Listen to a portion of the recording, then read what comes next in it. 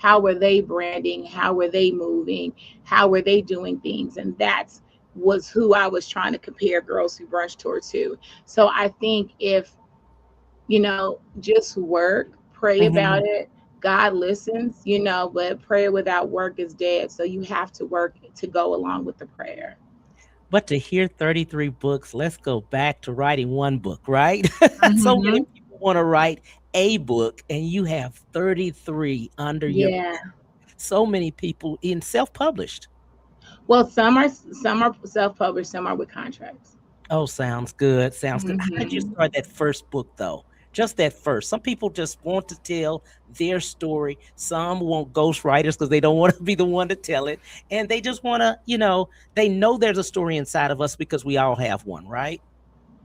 So the first book, majority of my books are fictional works. It's the later books are more self-help, youth-based, whatever. But the Mm-hmm. first ones were fictional relationship Yeah. drama books. And the very first book, I was in I don't want to say a bad relationship. We were just young, right? And Right. so, true story, he had a girl hiding in the garage No. with a blanket on, sitting on the weight bench in the Wait a winter. minute. Wait a minute. That Now, really happened. are you coming? You are coming over there, or you find him, and then he has her running to the garage, or how? Yeah, so I come over, right? And I come over, and something said like my sister's gonna drop me off. We were out, and my sister's Right. gonna drop me off over there. But Uh huh. something about this vehicle that was in front of the house was like, okay. Uh And huh. then my sister blocks the car, and I go knock on the door. They left me out there, baby, for a long time too. I don't know what they were doing. The house was spick and span clean. It was a house full of males that lived there, right? We're Right. 20. We're not like late 20s, right? Mid 20s. Yeah. So it's like, okay, you got at 3 o'clock in the morning, you guys got Lysol and Fabuloso. It was hilarious, okay? And so I go in the house, but the roommates, his cousins, were hanging out by the garage door. Uh And huh. so I'm like, what is happening? There's Uh something huh. happening. Yeah. And this poor baby, I want to ask her, what did he tell you about me that made you agree to go Right. in there? Because we would have to have a sit down, have a talk, baby. Listen, we always gonna have to have a talk. But go in there. And so I told the story of my friends and my cousins. I would just jot down notes of, Right. why you need to leave. Why should I stay? Why should I leave? Right. That movie, that Tyler Perry movie, whatever it was, and that list. I was coming up with my list, right? We were at my undergrad story, Yeah. undergrad party, and my cousins then was like, "I dare you to write a book about that." Right.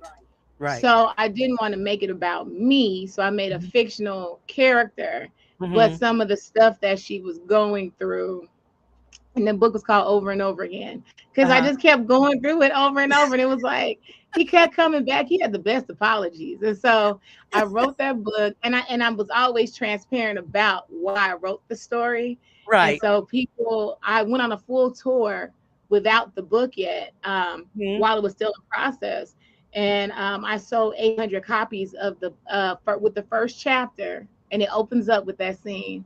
The Oh my God. poster size copy of the book cover, Uh and I did huh. like every major event across the country, and that's how I became a best-selling author before the book even came out. You can't make this up, right?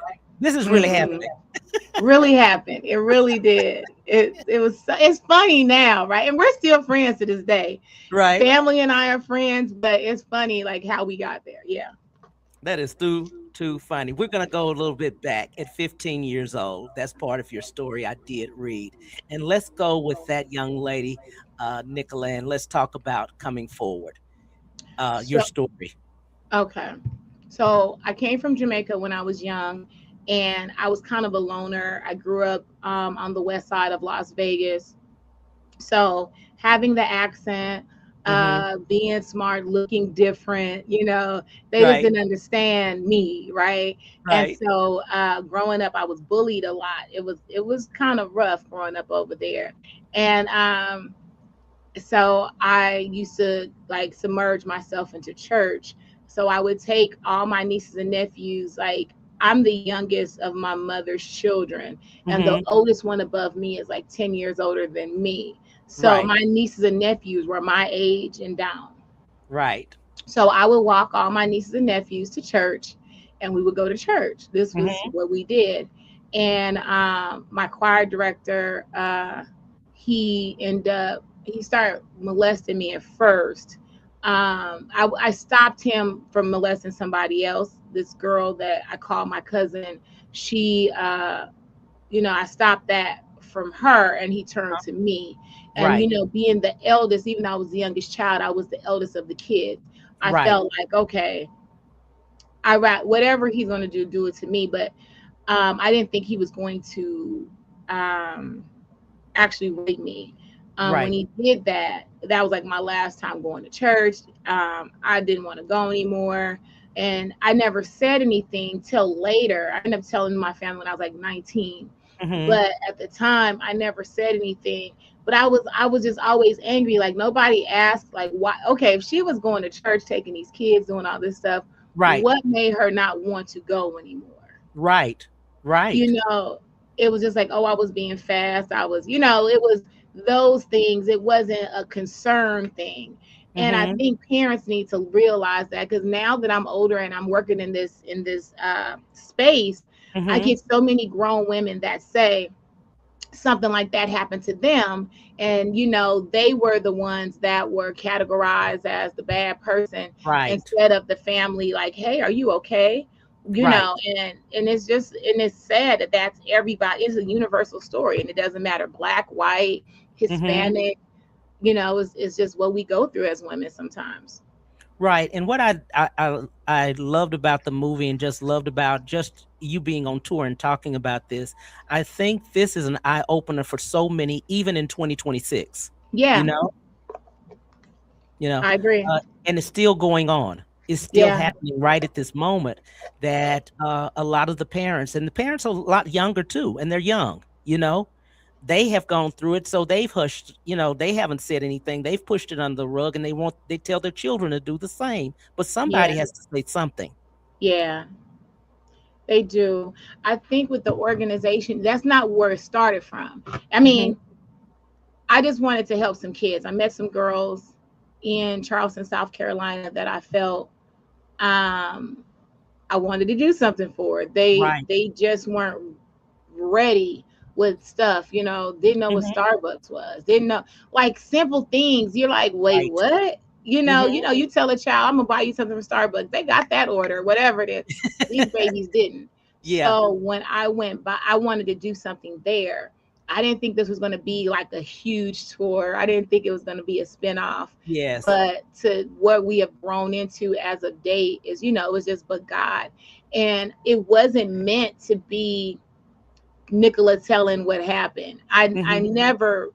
I never openly stated that. But through Girls Who Brunches would allow me to start doing it. Hmm. Hmm. And in that, what you have found, what things have you found as far as young women are concerned, that you've seen, like you said, universally, that you've even now that a young women are going through? So the communication barrier is huge, and we do Hmm. this worldwide now. So we've done it in St. Lucia, Nigeria.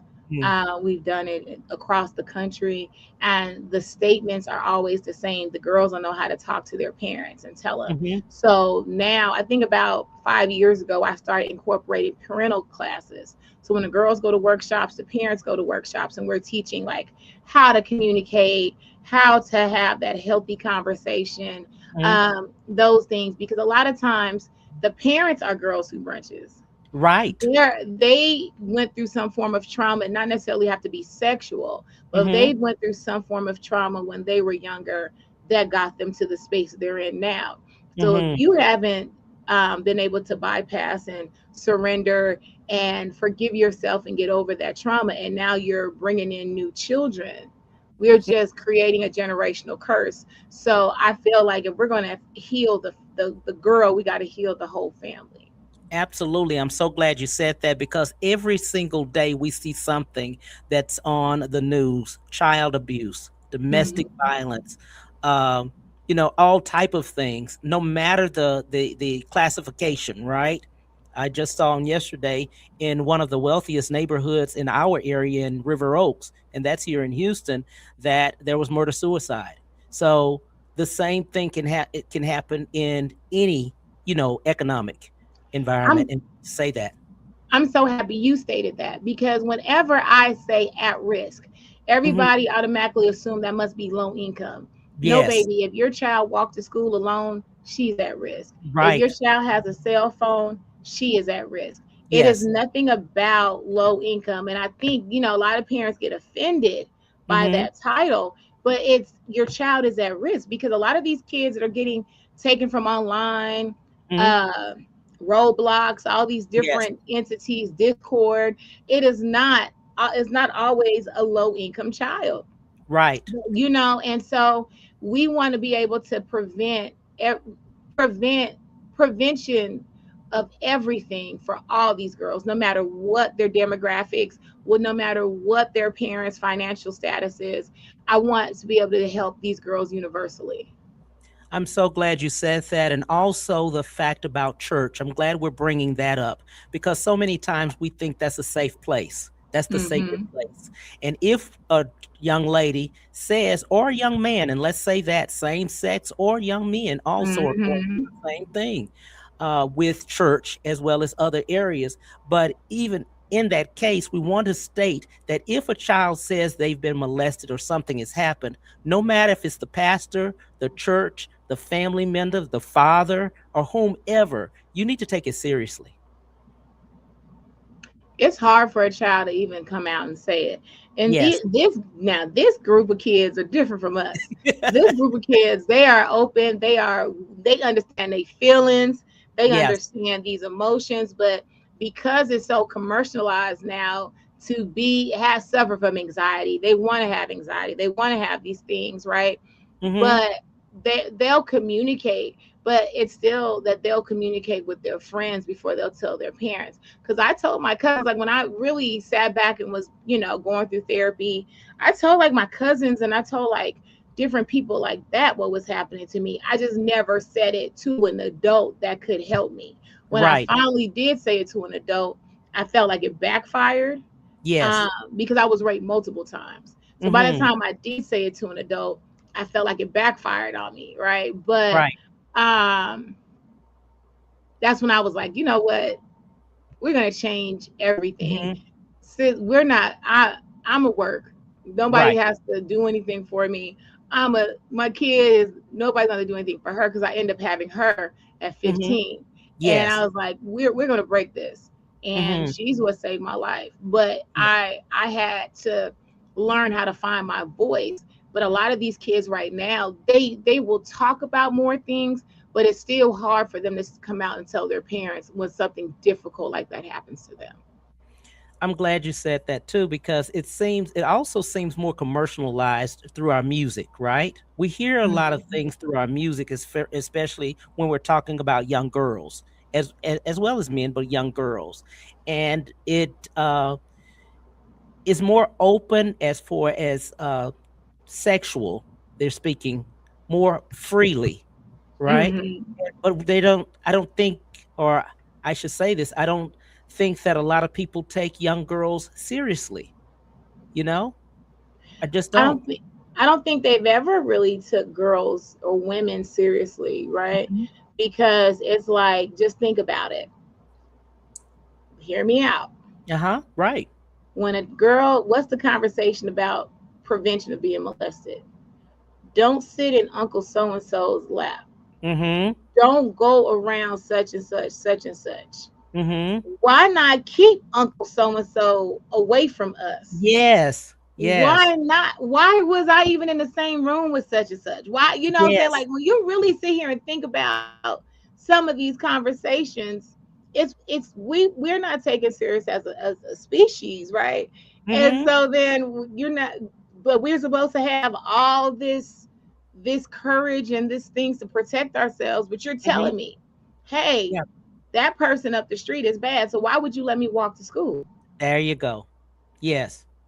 If Yes. you know these things, if that hair on the back of your neck is Mm-hmm. making you feel that such Mm-hmm. and such is a bad person, why Mm-hmm. even have me around that person? And I Mm-hmm. think if they really not, and I'm not saying parents don't love their kids, they do, but again, this is a learned thing.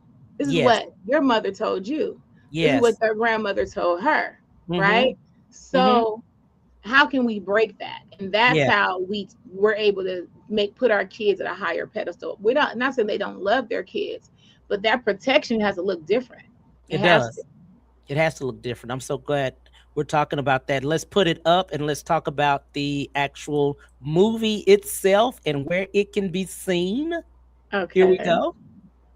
And where it can be seen. I know Lifetime and Netflix, right? Lifetime and Netflix, yes, sir. And Okay. I think Amazon Prime. Perfect. Tatiana Ali, how did you get that call? About her or the movie? The movie itself and how she became the person that played you. So funny story. If you look at us, we actually kind of look alike. Yes. We're 5 days apart. Wow. Um, we both have a Caribbean background. Uh-huh. It's so crazy. I didn't think she was old enough to play me when they introduced Tatiana, right? They asked me Uh-huh. a list of people who I thought, and it wasn't her because I didn't think she was old enough because I was still seeing her as little Ashley. Right. But she did an amazing job. We had the same mannerism. We're both soft spoken, but very powerful and direct. Mm-hmm. Um, we moved the same. It was scary, but she Mm-hmm. really studied me. We would get on Zoom calls and just sit here and talk Uh-huh. and look at each other. And Yes. like she's like, you have a very specific way that you speak. And Mm-hmm. just even how she tried to get my cadence down and Right. things like that. And it was dope to see. I mean, it's surreal because biopics are usually of people who are dead or people who are Yes. old, right? Yes. To be in my early 40s at the time when they approached me is still a Mm-hmm. surreal thing. And the Mm-hmm. movie, like I said, I became a L'Oreal Paris Woman of Worth back in 2019, and Mm-hmm. they had a interview conducted on me by Reader's Digest, Mm. and like the producers from Lifetime found me from that interview. Wow. Wow. And the list that you had, did you, I think we went back, did you have her on that list? No, she was not on the list. I told you I didn't think she was old enough. And when they called me, I remember I was at a doctor's appointment and I was like, who? Mm-hmm. I was like, how do you think I am? And I was like, wait a minute. But when I got on that first call with her, it Mm-hmm. was the best decision of my life that I ever Yes. made. And also pitching myself as an executive producer. Mm-hmm. Because as a writer, I knew that I wanted some form of producer, director status at some point. Right. So I pitched that, not necessarily knowing the importance of it. Mm-hmm. But once it got time to filming, that is very important because I was able, things that like a lot of people, Kevin, Wendy Williams' ex-husband, is a friend of mine. And Mm-hmm. so I remember Kevin saying it with that movie, there were so many things that they didn't have control over, Right. right? Because they weren't producers. Mm-hmm. So I was able to say no. Yes, I want her to wear braids. No, we want a black cast, a blackity black cast. Yes, I want a female black director. Yes, there's all these situations that I was able to pitch because I was an executive producer.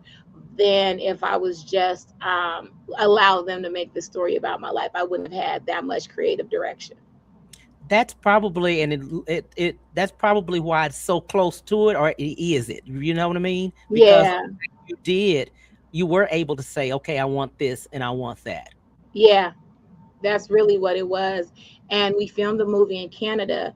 They even Hmm. shipped all my real backdrops to Canada. So all the Girls Who Brunch tour things, those are all my real backdrops and stuff during that Wow. time frame. Hmm. Hmm. Hmm. Well, it is absolutely amazing. I love exactly what you're doing. I love exactly where it's going. What's your next steps on this, on Girls Who Brunch tour? We are going into year 11. So this new tour theme is Safe Spaces, Brave Faces, and it's the Safe Tea Tour, like, dropping tea. Hmm. And we're going to do like the derby looks, have the girls come like a tea party type feel. Hmm. Or they can wear the colors if they don't have the tea attire, but we'll have the fascinators hats and stuff they can get at the event. And we're just teaching them how to, like, we are a safe space, right? We want you to be able to speak boldly. We want to focus more on mental health. I had so many kids attempt to commit suicide, and a few suicide actual happen between last year and this year. Oh, wow. Funerals of kids that I actually had to help assist with and figure out. So we incorporating that suicide prevention piece and also sports into this new tour. Long term goal, I would like to have less cities. I know the Hmm. people, if they hear this, I like to have less cities because we're at 55,000. We're at 55,000, but I would Yes, like to have more experiences like an Essence Festival type thing. yes, Yeah. yes, So that's what I would like to make people want to be like, oh, Girls Who Brunch is going to be in Vegas this year, and yes. everybody is coming on the West Coast. That's Right. what I want us to be at and give Hmm. a grown up experience. A lot of people compare the event to like a six-figure conference for kids. We have Hmm. all the high end backdrops, activations, food, things like that for these girls. So, Hmm. Hmm. yeah. We're gonna put this up, and you would. What would you like to leave with the viewers? For the movie, go ahead and watch Giving Hope, the Nicola Mitchell story. It is about the organization Girls Who Brunch and why I started it. For Hmm. anybody that has a dream or a goal that they feel that they can't obtain because they're afraid of it not succeeding, again, prayer without work is dead. If you pray about it, but if you work hard, God will make sure it happens. Hmm. And you know what? Sometimes we have that gut feeling of what our purpose is, but we're afraid to share it. We're afraid to let people know because it may embarrass us. But the day that I start being open about my truth with Girls Who Branch, we start tripling numbers. And Hmm. so I think that if people use this movie and myself as their own blueprint on how to go about life with their own dreams, I hope that it really does give you hope to know that anything is possible. Well, I tell you, this is absolutely amazing. Giving Hope is on Lifetime, Netflix, and Prime, I believe, right? I Yes, think sir. Prime. Thank you so much for the opportunity. We appreciate you so much for everything you're doing. Thank you, thank you, thank you for the opportunity. Thank you, King. And hopefully, when we're in Houston, we'll see you. See you soon. This is Yes, the sir. Cam Hill Show. Dr. Cam Hill and Dr. LaChonda Johnson. Graham.